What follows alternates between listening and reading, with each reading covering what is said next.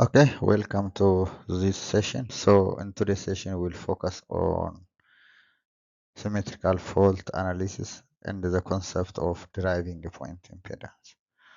So as you know that the symmetrical fault is the fault situation which affect all three phases with the same magnitude and the condition.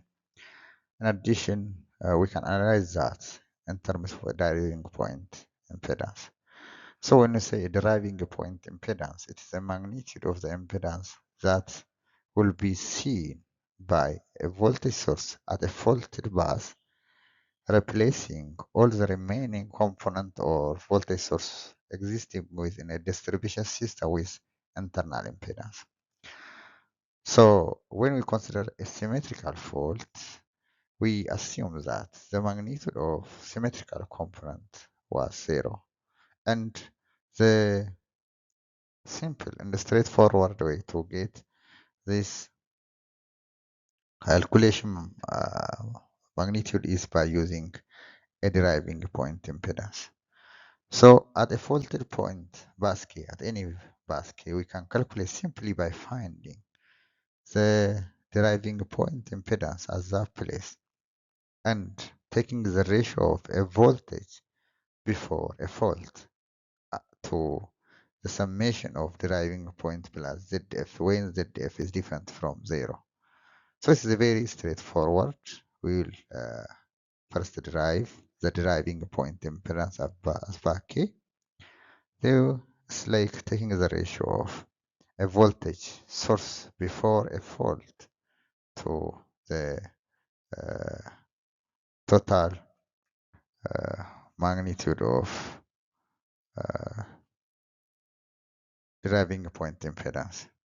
So to do that, this is the four step, which is very simple and straightforward to get a deriving point impedance and to get the magnitude of a fault current for a symmetrical fault. First, replace all generator by the internal impedance, which is easy, and we have also did that when we are performing a Y bus for a load flow analysis.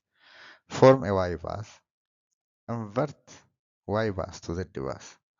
So this is very straightforward. We can apply a matrix operation, how to obtain a inverse of a matrix, then obtain the diagonal components of Z bus, and that is called deriving point impedance for Pascal. So for example, from the previous circuit topology, we can derive the matrix of Y bus, considering this Y12 is equal to Y21 1 over the impedance magnitude connecting these two bus multiplying with minus. So this is the diagonal matrix of Y bus. So when we are using this diagonal matrix, straightforward, we can add the sum of all admittance connected to that, whereas the off diagonal matrix is similar by considering those symmetry. This symmetry of Y bus, we can easily find that. But again, when we come to the Z bus, we will apply the matrix operation inversion. So we obtain Z bus magnitude. So after we get a Z bus magnitude, the diagonal component of Z bus is deriving point impedance. So Z11 is a deriving point impedance for bus 1. Z22 is a deriving point impedance for bus 2, whereas Z33 is a deriving point impedance for bus 3. If we have any bus, we can obtain the deriving point impedance like this. So we can use maybe mathematical operation tool, or we can use a MATLAB to make this matrix operation by writing a file or another power system software to obtain this the bus, and we can calculate. So by doing this, we can proceed to the calculation of a three-phase current calculation considering this deriving point impedance. For the previously depicted picture on slide 1, we have a 3-bus system. We calculate the Z-bus and obtain the deriving point impedance. So we will apply the equation for calculating a fault current for all 3 bays. Again, we multiply that with a base current to obtain the actual magnitude of current. So the general formula to get the deriving point impedance and calculating a current by using that result is like this. If we assume ZF is equal to 0, the equation is simple and straightforward. It will reduce to this magnitude.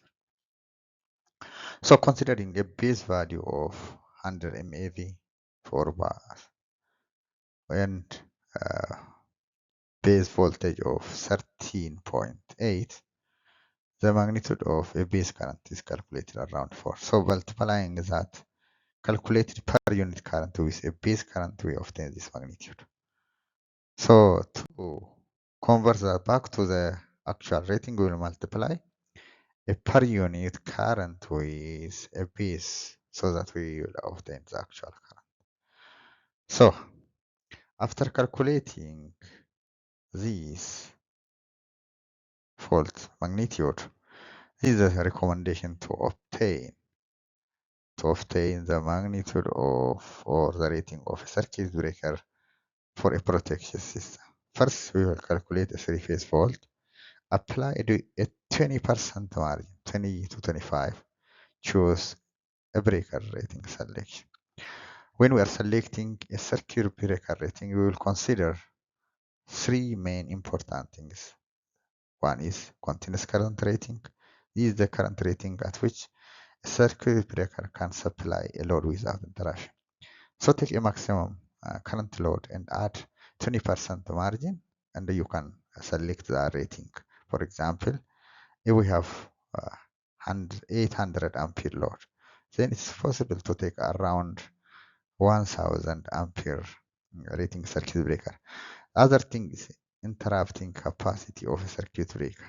So after obtaining a short circuit level, we can add a 20% margin and add select a circuit breaker having interrupting capacity of 1.2 times 3-phase fault. So by considering that, we can select a circuit breaker to make our system safe, reliable, and the protection of a component inside the distribution system. For example, in our calculation, we got a magnitude of a fault current as 39.9. If we are 20%, it becomes like this.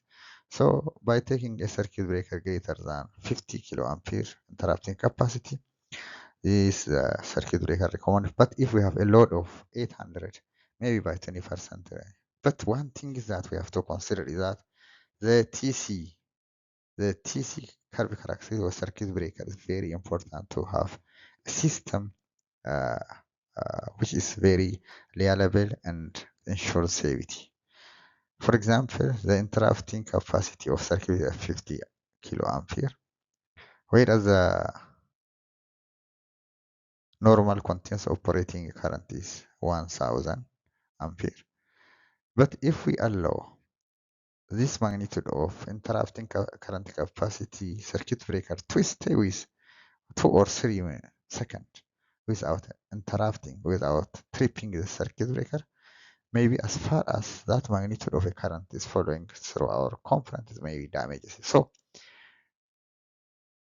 the tripping or the interrupting speed is very important. So we also look into that based on our circuit component. So this current determine breaker interrupt capacity short time withstand. Short time withstand. So how many time our system can withstand with this maximum current protect system will require for a short time pickup, bus bar, cable. So if our system can withstand this 2 seconds, maybe we can select that, but maybe microsecond and teraflop capacity may be recommended if our system will not withstand for 1 second. So this is very important in protecting our